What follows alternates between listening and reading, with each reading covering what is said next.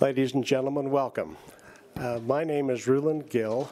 I'm the chairman of the Board of Oil, Gas, and Mining, and we're so pleased to have you here today to join us for our Environmental Excellence Awards. We have the distinction of a number of government leaders here with us today. In particular, I'd like to introduce our presenter today, his speaker, Greg Hughes. Greg's going to tell us about a recent trip that he had. Greg's been in the legislature for 16 years. Of most of that, about half of that, he's been in leadership, and for the last 4 years has been the Speaker of the Utah House of Representatives, and has done an outstanding job. You may, if you're from Utah, you may have heard about the inland port. You may have heard about a number of our economic programs, and Greg is a leader in all of those, both in opinion and molding and in the law. So without going any further, it's my high honor and great privilege to welcome Speaker Hughes. Please join me.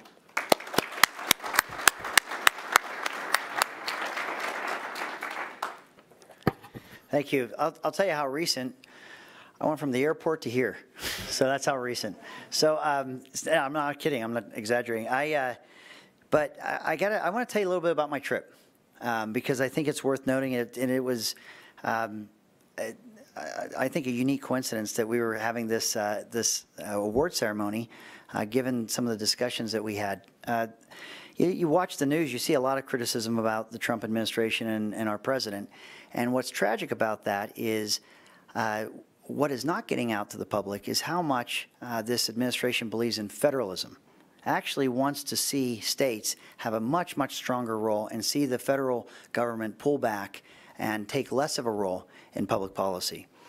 In fact, I think it's not been done before, but they have a goal of meeting with county commissioners in every single county in this country. And they are well on their way. With less than 2 years on the job, they have met with more than half. The meeting I attended was a call for all speakers of the House from every state to come and meet with their department heads, with their cabinet secretaries. We met with Vice President Pence. We met with Secretary Ben Carson, Kellyanne Conway, and then they had this speed dating thing. So you had a number of us speakers that took them up on it was only a 2-week notice. They brought in 25 intergovernmental affairs liaisons from every executive branch department you can imagine. Army Corps of Engineers, EPA, Homeland, what's it called? Homeland Security, DOT, Department of Transportation, everyone. So and we were exchanging cards and having quick conversations, and it was a meeting where, as a state policy maker, if we have, the thing that, and I told this to each one of them, the way someone can stop us in our tracks, and I think you've experienced this in your profession. If you want to stop me in my tracks, tell me it's a federal regulation or I need to fix it on the federal side. There's a lot I can do on the state side. I can work with counties, I can work with cities. We can work as a state very well together. As soon as you tell me it's a federal regulation, it's like open the door and scream out there and hope someone hears you. There's not a lot of response. And it does actually stop policymakers on the state level in terms of getting water to the end of the row. So one of the things that I brought up in this meeting, and this is we had the Speaker of the House from Wyoming there. We were talking about natural resources. We were talking about some of those stranded resources and how we get them to ports with this green wall or green line. We were talking about infrastructure and how important the infrastructure proposal for the president is, getting that through Congress. One of the things that I think everyone in here can appreciate even more than I do, we talked about environmental impact studies. And we talked about how long they take. And we talked about after you get through all that, in parachutes and Army Corps of Engineers required study as well. And then when you get through that, you find out that the environmental impact study is outdated because it took so long. And they said that the president's goal is to take what is right now a 6 to 8 year process and condense it to streamline it to 2 years. So I raised my hand and I said, you're talking to speakers who work at 30,000 feet and we know policy And when you say that, we absolutely concur, and it's music to our ears. And you, as cabinet members and highly placed, department heads, you believe that too. But I need the middle manager. I need the name of the person that's going to do exactly what you're saying. I need to know who it is we're going to call when this isn't happening, when we're not seeing this go on, because the bureaucrats try to outlive the elected officials as much as they can. Now, present company not included in this description, by the way. Because, by the way, Utah is the light on the hill. Why is little old Utah with every, coincidentally, early primary state and swing state there yesterday? Why? Because of our best practices. Because we contribute to those working groups in important ways. So anyway, we got cards. We have people we can reach out to. I talked to the intergovernmental affairs liaison from the Army Corps, and I said, can we just ask these questions and get the whole, study that we're being good stewards of the land? Can we just get that out at the beginning? Just get it out right now. Let's figure out what we need to ask and get it out now. And he committed to me that that's exactly what they plan to do, and they're going to work hard. And he said that I can, as feedback comes back to me, we can directly dialogue. And he said he had worked for the Army Corps before he was in the position he is in, and he has empathy for how long it is. He remarked that they didn't have, there wasn't a process after them. If they couldn't get right with what they were doing, it went stagnant. And he knows that's a problem, and they've got to change that. So that's the report from D.C. There's some work going on in there. I didn't think they were working in D.C. I thought it was all just a swamp. So anyway, I think that was exciting. We went to Speaker Ryan's office after that. Speaker Ryan's office reported, and I thought you should know this too, the president has visited Congress and members of Congress more in his less than 2 years in office than the last administration or president had in 8 years combined. And I think that dialogue is absolutely essential as well. So excited to see that. Those are things that you're not seeing or hearing about. We're hearing about all kinds of other stuff, but I think there's some real measurables going on right now in Washington, D.C. in a positive way. And I think hopefully you're going to feel it. We're going to, as states, feel a stronger hand in processes, because I do believe that we can solve problems if we're just given the chance. So got that out of the way.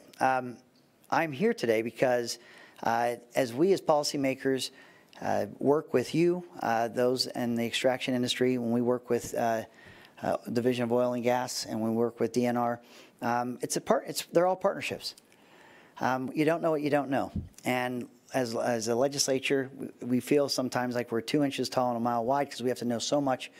We have to have some basic understanding of so many different issues. But I feel like we have good partners. I feel like the legislature can really call someone here and get straight answers, even if they're hard answers, and we can work through problems. And I feel that partnership.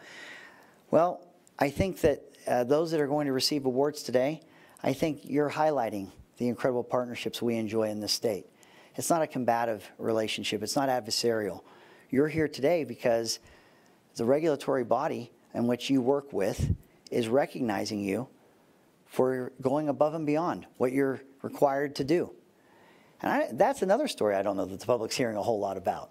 And that is that working relationship and being good stewards of the land and the environment, and that we're in this together, and it isn't adversarial. And so when I heard that this was coming up, I want to just take the opportunity to come and be a part of this, to thank everyone that's in this room, whether it's our regulatory friends and in the state, or if it's those that are working with them and protecting the environment while they do what we frankly need you to do. Our economy depends on you. Our everything. I mean, we are very proud of the work that's being done in our state, and by the people that are here today that are going to receive these awards. So, I told you, I told you I freelance. So you gave me a big script. I just threw it all out. I just said what I want to say. I just went freestyle on you. Sorry. So anyway, but I will read, because there's specific things that our recipients are being recognized for, and I'm not gonna miss it. So I'm gonna read some things here. The Environmental Excellence Awards recognize reclamation projects and innovations in environmental technology that go above and beyond what is expected by regulatory requirements. This is an opportunity for companies to highlight their technical expertise, demonstrate their care and concern for the environment, and show pride for their industry. So with that, our first award winner for the 2018 Environment Excellence Award. Should I announce who it is, or read what they do first and then do it? If you want to invite them up. And then Okay, let's do that. So this first award goes to Kerr-McGee Oil and Gas Onshore LP. It's a subsidiary of Anadarko Petroleum Corporation. Is Grizz Olin here? Come on up.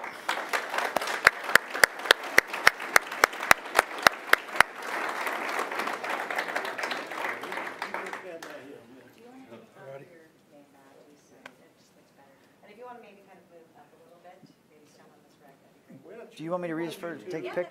How do you want to do it? that first? So let me read this.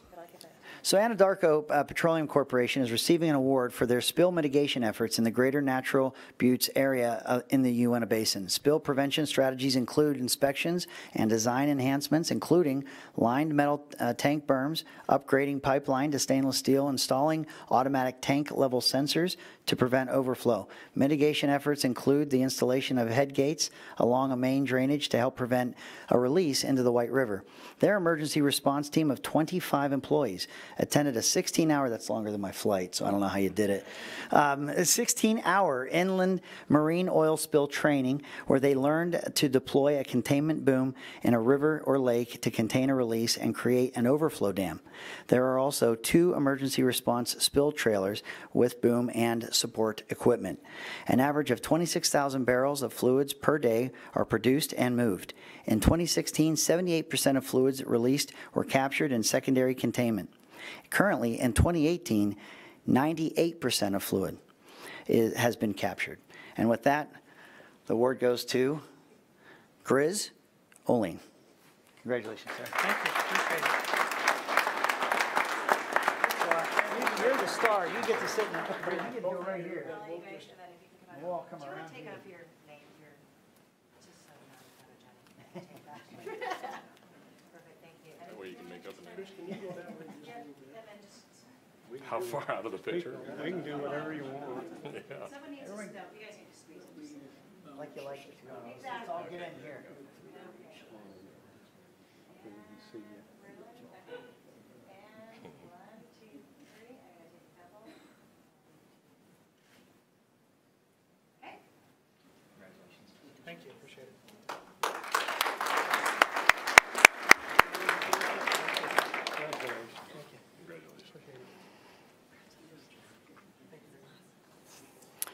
The next award goes to Dominion Energy Questar Pipeline and Jacob Abraham. Come on down. So Dominion Energy Pipeline, Questar Pipeline is receiving this award for their storage integrity management program in their clay basin, Colville and Chalk Creek storage fields. Dominion Energy Questar Pipeline has over 50 years of operating one of the largest natural gas storage portfolios in the Intermountain region. Their underground natural gas storage facilities include salt caverns, mines, aquifers, and hard rock caverns. They implemented an underground gas storage management program to ensure operations were done safely while minimizing the risks to the public and the environment, well before federal regulations were implemented in December of 2016. This proactive approach has included a field integrity plan with inventory tests, observation wells, and gas sampling. Their well integrity plan included casing and tubing inspections, annular pressure tests, and well leak surveys. Dominion Energy Questar Pipeline is continually assessing its facilities for functional mechanical integrity and is committed to ensuring safe and reliable underground gas storage in the state of Utah. Congratulations.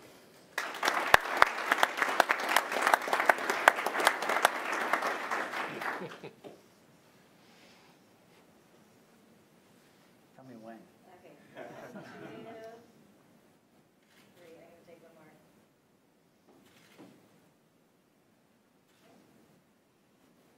Thank you very much.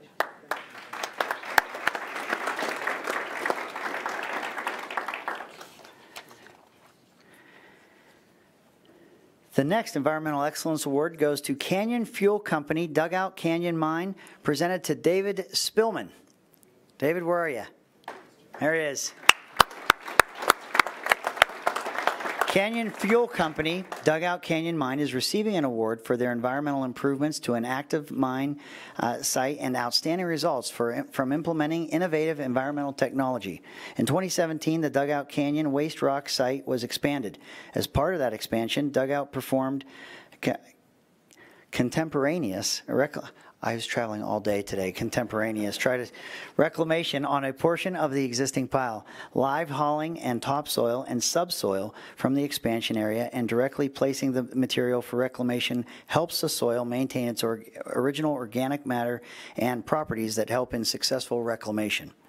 A GPS bulldozer was used that reduced the amount of necessary resources and sped up processes that allow for reclamation to take place in the fall, which is a better time for seed germination.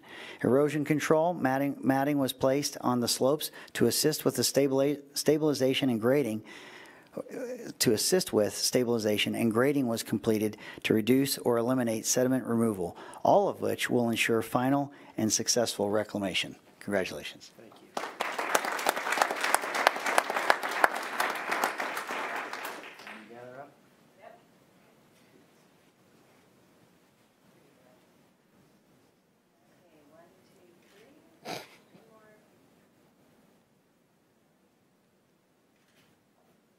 You have to counter your face freezes, just like as like this. You need to start doing this. Perfect, there we go. All right. Congratulations. Thank you.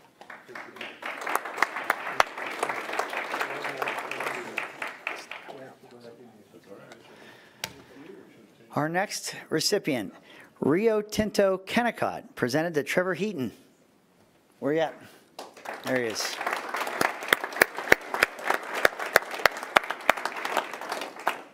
They just left you by yourself. Do you see that? You're trying to get them up. They're all saying, nope, you're on your own. That's rude. Are those your brothers or what? Okay, sorry. Sorry, see, Holly, I'm still just going freestyle.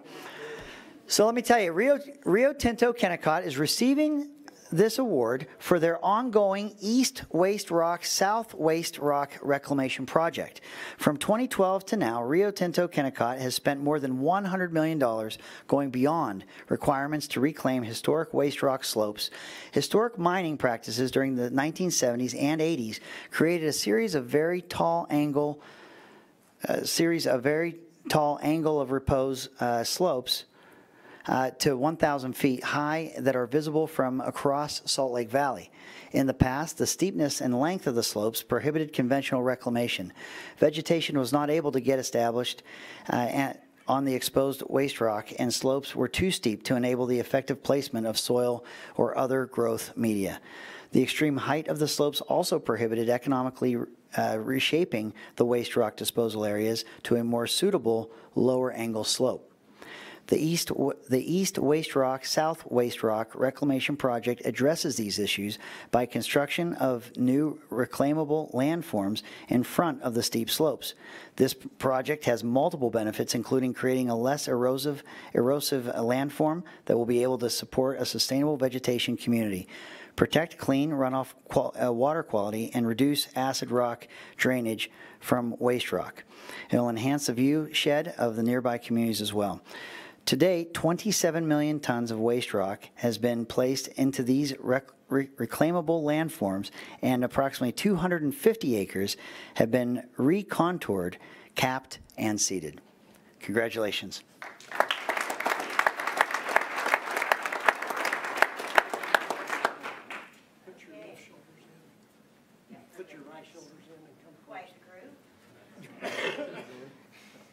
He went solo till he didn't. So, Okay. Chris, can I have you squeeze in just a little? This way? he's hiding now. I'm supposed to be. Your family.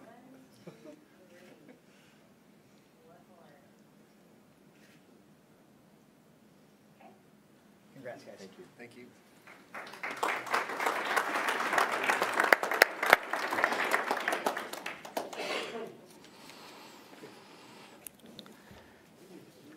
Our next Environmental Excellence Award goes to Canyon Fuel Company Skyline Mine, presented to Greg Galecki.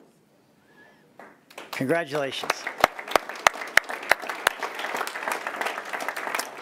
Canyon Fuel Company Skyline Mine is receiving an award for their outstanding results following applications of innovative environmental technology on creation of a ventilation shaft for the Flat Canyon lease. Could I have more technical reading to do after let me tell you, when you wake up at 5:30 Eastern, that's 3:30 a.m. our time, okay? I mean, I'm like reading an owner's manual here. Oh my gosh. Okay. But I want to read it. It's really important stuff. I'm not demeaning it. I'm just saying I'm like your worst reader right now. So, Skyline Mine needed a ventilation shaft for the Flat Canyon lease, and a site was permitted in Upper Huntington Canyon, adjacent to Scenic Byway SR 264.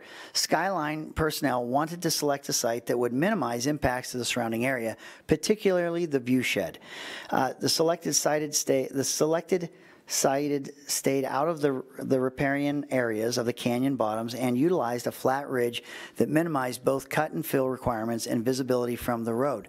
Because of the proximity and visibility to the scenic byway and the reduced environmental impact, mine staff decided to use a raised bore method that places all shaft cuttings underground instead of stored on the surface. This added an additional $520,000 to the project and reduced the surface disturbance by 42%.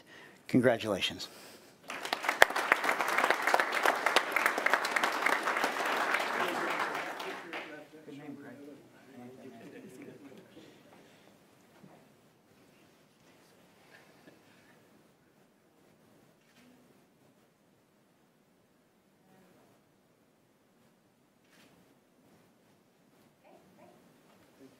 Thank you.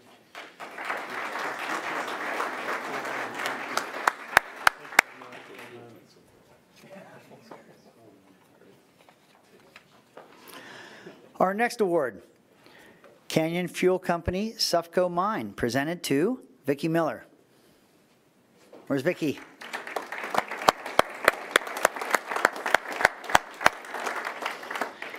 Canyon Fuel Company Softco Mine is receiving an award for environmental improvement to an active mine site. For many years, Softco Mine staff has used their resources to make substantial improvements to the area, benefiting the public, wildlife, and ranching operations. Projects have included work on approximately 16 miles of historical trails located near the mine and improving the facilities at the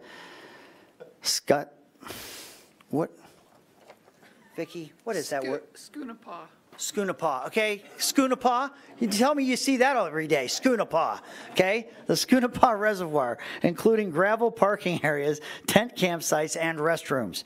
Softco has kept trails open and fences standing, allowing local ranchers to move their cattle from valley to mountain pastures above the mine on both Fish Lake and Manti-La Salle National Forests. Historical and prehistoric sites along the, Vicki? The Quichapah Creek are accessible because the trail along the creek is maintained by Softco staff for both ATV and foot travel. Softco Mines provides funds, equipment, and manpower to keep these areas accessible and open for the enjoyment of residents. Congratulations. Thank you.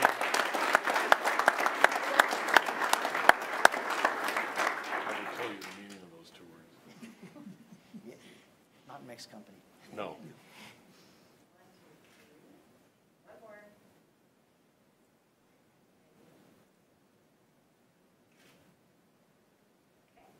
Congratulations. Thank you very much.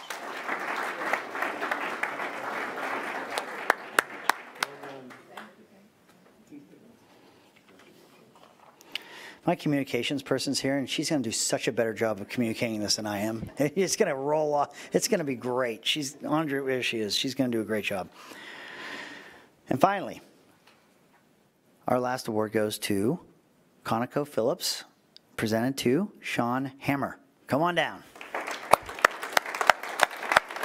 It's actually, is it Conoco or Conoco? Conoco, right? Conoco Phillips is That was Conoco when I was a kid. That's what I'm thinking of. ConocoPhillips is receiving an award for their environmental improvements to an active drilling field. They were nominated by the Utah Division of Wildlife Resources for their work within the Drunkard's Wash field where ConocoPhillips operates in Carbon County. During the summer of 2017, ConocoPhillips collaborated with the Division of Wildlife Resources to build beaver dam analog structures in portions of the watershed near Price. Conoco encouraged their employees to take time during the workday to help construct the structures. These structures promote healthy riparian areas from migratory birds, upland game birds, big game, and will provide future habitat for fish. As the Division of Wildlife Resources has moved on to additional phases of the project, ConocoPhillips has procured and donated materials and funding that has and will help maintain crucial winter range for big game, create habitat for small mammals, improve open foraging areas for raptors. Congratulations. I thought raptors are dinosaurs. Foraging for raptors?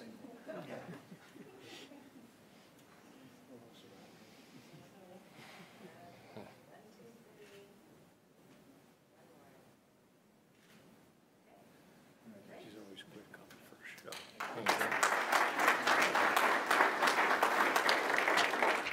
That concludes the awards. I'm sure this is the first and last time I'll be asked to do that, or at least when I'm traveling. But anyway, I learned some new things here today. Thank you very much. Thank you. Thank you so much. Thank you, Speaker Hughes. Thank you to the board members that were involved in these photos. And anything else I should take care of? Speaker Hughes, you can go when you have to. For all of those, thank you. For those of you that have received awards today or been involved in the process that led to those awards, today is our chance to honor you by what you've done to your communities, to the wildlife, to the safety, to the integrity of your industries and your company. You have honored us much more. And so this day is your day. We hope you'll take some time to meet the other people that are here and that you'll benefit from this award. We're seeing some extraordinary measures being taken. The advancement of the techniques, the best practices, the above and beyond are really, truly extraordinary. And so we really do honor you in all of that. And with that, let the open house begin. Thank you.